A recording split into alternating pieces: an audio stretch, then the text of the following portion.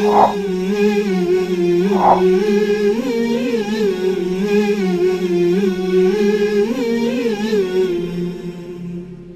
اللہ الرحمن الرحیم ان الحمدللہ والصلاة والسلام علی رسول اللہ۔ ناظرین محترم،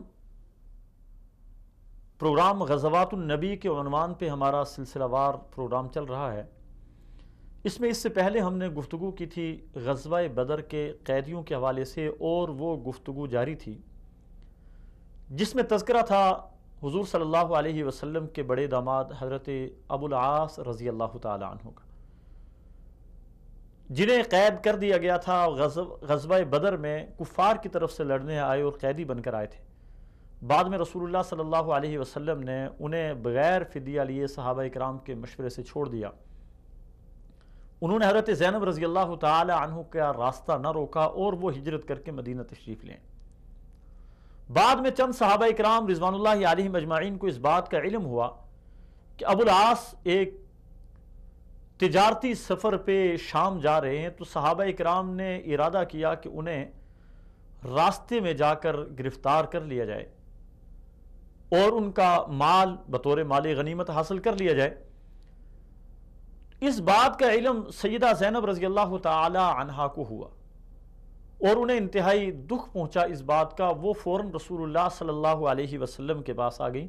اور آ کر کہنے لگی، یا رسول اللہ صلی اللہ علیہ وسلم، کیا اسلام میں اگر کوئی آدمی کوئی ایک مسلمان اگر کسی دوسرے کو اپنی امان میں لے لے تو اس کا کیا حکم؟ رسول اللہ صلی اللہ علیہ وسلم نے ارشاد فرمایا، بالکل اسلام امان دیتا ہے۔ تو حضرت زینب رضی اللہ تعالی عنہ نے کہا، اللہ کے رسول، میرے خامن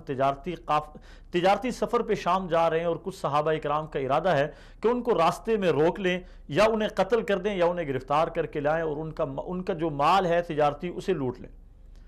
تو میں اپنی امان دیتی ہوں انہیں۔ رسول اللہ صلی اللہ علیہ وسلم نے صحابہ اکرام کو روک دی۔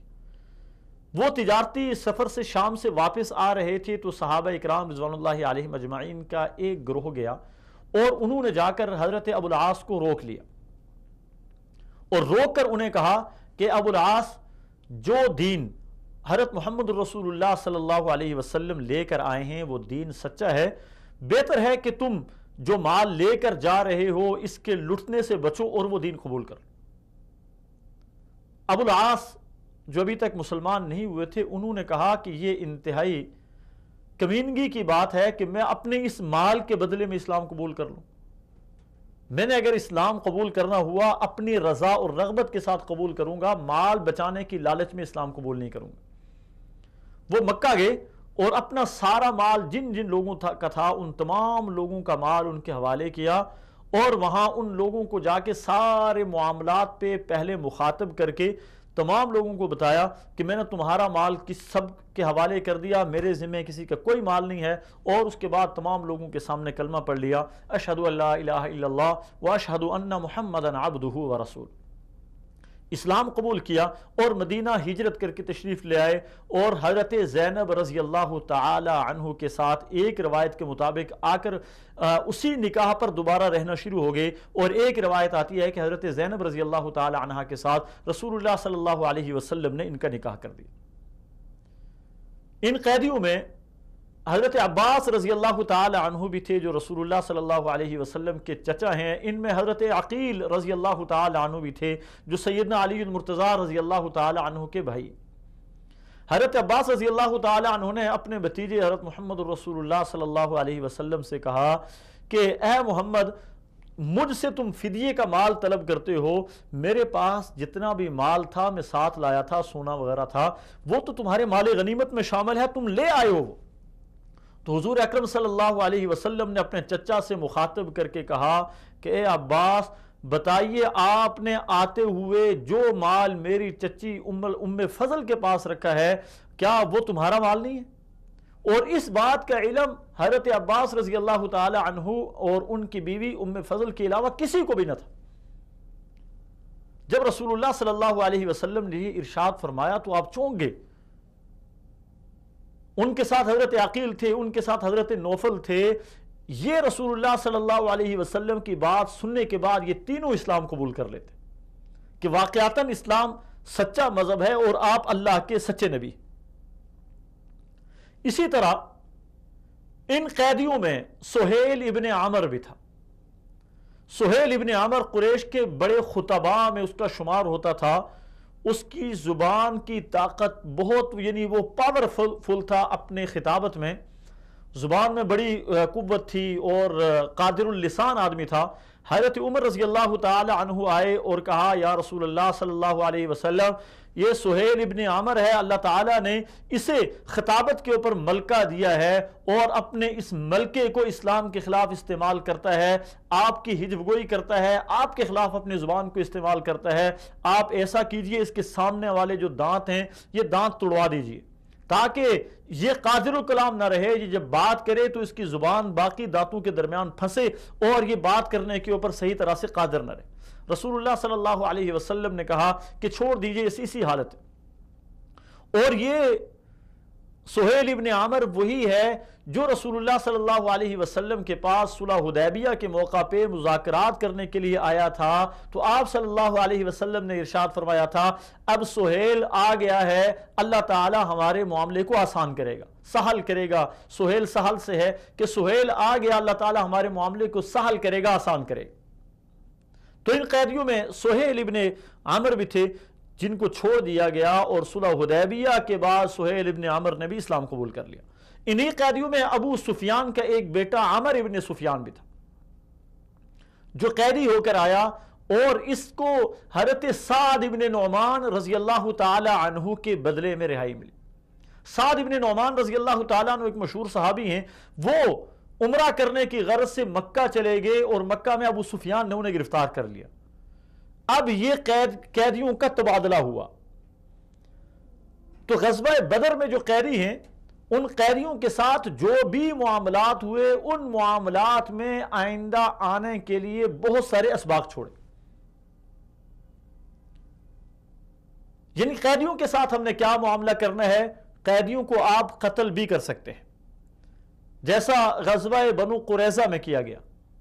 اور غزوہ بدر میں بھی 2 افراد کو قتل کیا گیا، جن میں ایک عقبہ ابن ابی معیط اور دوسرا نضر ابن الحارث۔ قیدیوں کو آپ مال لے کر بطور فدیہ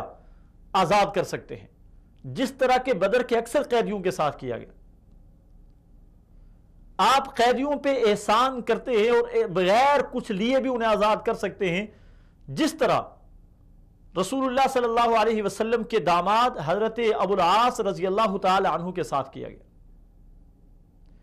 قیدیوں کو کسی خدمت پہ لگا دیں اور ان کی خدمت کو ان کا فدیہ بنا دیں، آپ اس طرح بھی ان کے ساتھ معاملہ کر سکتے ہیں، اور قیدیوں کو مستقل طور پہ غلام بھی رکھ سکتے ہیں۔ لیکن یہ غلام اور لونڈی کا جو کنسپٹ ہے، اب اسے ایک عالمی معاہدے کے تحت ختم کر دیا گیا۔ بہرحال غزوہ بدر کے جو قیدیوں کے ساتھ معاملہ رسول اللہ صلی اللہ علیہ وسلم نے فرمایا، اس معاملے کا انسانیت کے اوپر ایک بہت بڑا اثر مرتب ہوا۔ اولاً یہ قریش مکہ کے بڑے بڑے لوگ تھے، ان میں بہت سارے رسول اللہ صلی اللہ علیہ وسلم کے اس احسان کی وجہ سے مسلمان ہوئے، اور دوسرا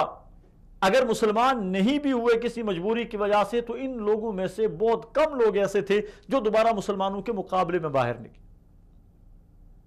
تیسرا، اسلام کے حوالے سے ایک بہت اچھا پیغام، ایک اچھا میسج پوری دنیا میں گیا، اور جنگی قیدیوں کے حوالے سے ایک نیا قانون متعارف ہوا کہ جنگی قیدیوں کے ساتھ یوں بھی کیا جا سکتا ہے۔ غزوہ بدر کے قیدیوں میں حضرت عمر رضی اللہ تعالی عنہ کی رائے کو جو نہیں مانا گیا، یا ان کی رائے کے اوپر جو نہیں عمل کیا گیا، اس پہ اللہ تبارک و تعالی نے حضرت عمر رضی اللہ تعالی عنہ کی رائے کے مطابق قرآن مجید کی آیات کو نازل کیا، اور رسول اللہ صلی اللہ علیہ وسلم کو تنبیہ کی، ما کان لنبی ان یکون له اسرا حتی یثخن فی الارض تریدون عرض الدنیا واللہ یرید الاخرہ واللہ عزیز حکیم لولا کتاب من اللہ سبق لمسکم فیما اخذتم عذاب عظیم۔ کہ کسی نبی کے لیے مناسب نہیں ہے کہ اس کے پاس قیدی آئیں اور وہ قیدیوں کو فدیہ لے کے یوں چھوڑ دے، حتی یثخن فی الارض۔ تو رسول اللہ صلی اللہ علیہ وسلم کے عمل کو باقی رکھا گیا کہ جو آپ نے کیا غلط وہ بھی نہیں ہے، وہ بھی قرآنی روح کے مطابق ہے۔ حتیٰ اذا اثخنتموہم فشدوا الوثاق فاما منا بعد واما فداء حتى تضع الحرب اوزارها ذلك، کہ آپ ان پہ احسان بھی کر سکتے ہیں، آپ انہیں چھوڑ سکتے ہیں۔ بہرحال اگر مجموعی طور پہ ہم غزوہ بدر کو دیکھیں تو غزوہ بدر کے اثرات جو مرتب ہوئے اسلامی تاریخ پہ، غزوہ بدر وہ پہلا معرکہ ہے جس کو آپ معرکہ فرقان کہہ سکتے ہیں، جس نے حق اور باطل میں ایک واضح تفریق پیدا کر دی۔ اسلام کی قوت کا نقطۂ آغاز آپ اسے کہہ سکتے ہیں، مسلمانوں کو اپنی بہادری کے جواہر دکھانے کا نقطۂ آغاز اسے کہہ سکتے ہیں، اور اپنے وہ دشمن جنہوں نے آپ کو اپنے گھر سے نکال دیا، اپنے علاقے سے ہجرت پہ مجبور کر دیا، جنہوں نے آپ صلی اللہ علیہ وسلم اور آپ کے صحابہ اکرام رضوان اللہ علیہم اجمعین پر عرصہ حیات تنگ کر دیا تھا، انتہائی اذیت ناک زندگی گزارنے پہ مجبور کیا تھا، ان کے اوپر احسان، یہ ایک عجیب نظارہ اللہ تبارک و تعالی نے انسانیت کو دکھائے۔ اس سے پہلے انسانیت اس طرح کے نظارے دیکھنے سے قاصر تھی۔ پھر غزوہ بدر کی وجہ سے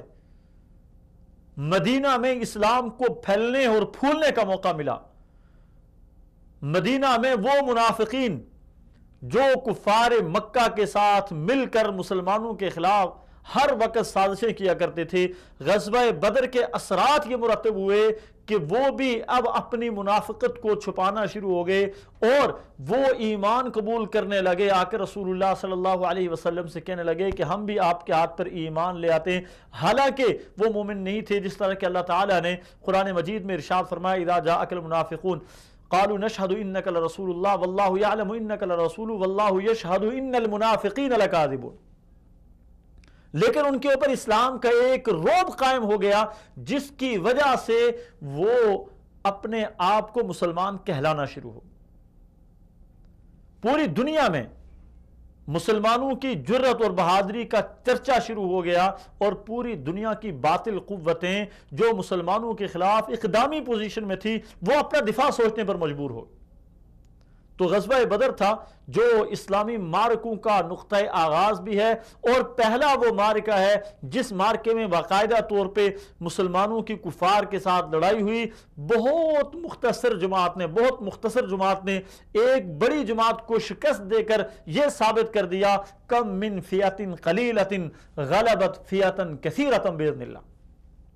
کہ بہت سی چھوٹی جماعتیں بڑے بڑے لشکروں اور بڑے بڑے گروہوں پہ غالب آ سکتی ہے۔ غزوہ بدر نے یہ بات ثابت کر دی کہ مسلمان جب میدان جہاد میں اترتا ہے تو مسلمان اپنی طاقت کے بل بوتے پر نہیں اترتا، بلکہ اللہ تعالیٰ کی نصرت، اللہ کی مدد کے بل بوتے پہ میدان میں اترتا ہے۔ اور مسلمانوں کا میدان میں جو سب سے بڑا ہتھیار ہوتا ہے وہ اللہ تعالیٰ کی ذات پہ، اللہ تعالیٰ کی نصرت پہ یقین اور اعتماد ہوتا ہے۔ اور یہی وجہ ہے کہ ہم اسلامی تاریخ میں مسلمانوں کی طرف سے لڑی جانے والی جتنی بھی جنگیں ہیں، جتنے بھی غزوات ہیں، اس میں دیکھیں ہمیشہ مسلمانوں کی تعداد بہت کم ہوئی ہے، غیر معمولی حد تک مسلمانوں کی تعداد کم رہی، اور انہوں نے کفار کے بڑے بڑے لشکروں کو شکست دی، بلکہ انتہائی ہزیمت والی شکست دی کہ کفار کو ذلت آمیز شکست سے دوچار کیا۔